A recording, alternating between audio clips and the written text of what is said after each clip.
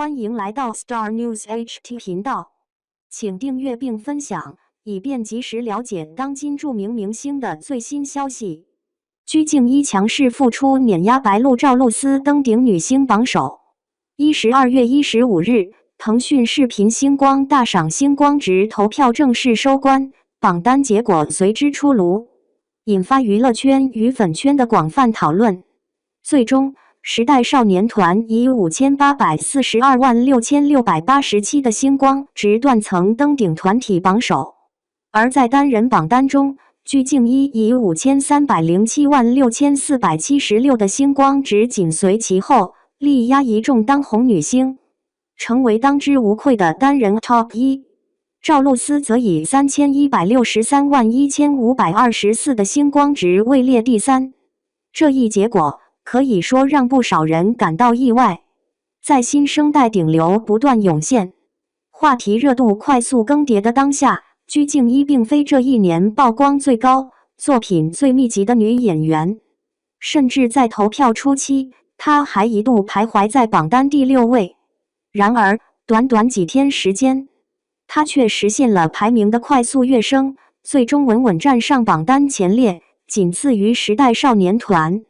值得注意的是，此次星光值榜单竞争极为激烈，参选阵容中不仅有在爱奇艺尖叫之夜获得尖叫男神称号的刘宇宁，也有刚刚拿下尖叫女神、话题度居高不下的白鹿，更有凭借收视年关作品强势回归、讨论度极高的赵露思。在这样的对手环伺之下，鞠婧祎依旧能够突出重围，足以说明其粉丝基础的稳定与强大。事实上，鞠婧祎的胜出并非偶然，从数据层面来看，这更像是一场粉圈动员力与粘黏性的集中体现。过去一年，她的曝光频率并不算高，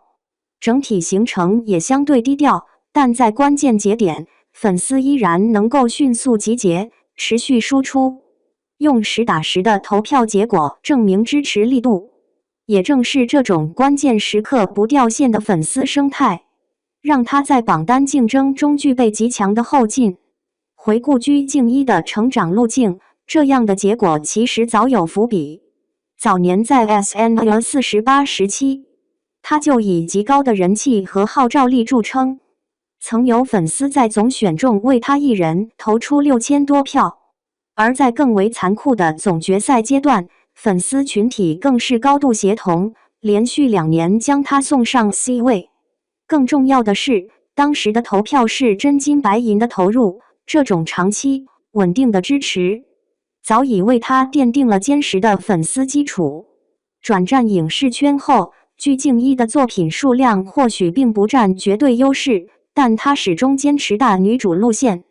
从《云溪传》到《花间令》，她几乎每一部作品都是核心主角，围绕人物展开完整叙事。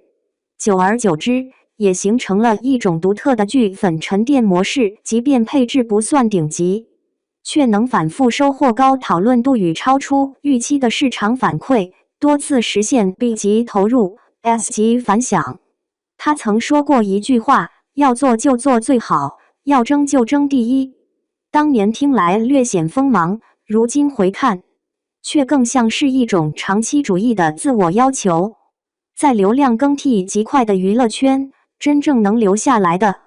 从来不是一时站在风口上的名字，而是那些在时间中不断累积、反复被验证的存在。这一次星光值榜单的结果，某种程度上正是这种积累的体现。鞠婧祎用数据证明，真正的顶流不是靠一阵风飞上高处，而是在起伏中始终有人托举，有人回应。哪怕短暂沉寂，只要回到舞台中央，依然有人为他点亮星光。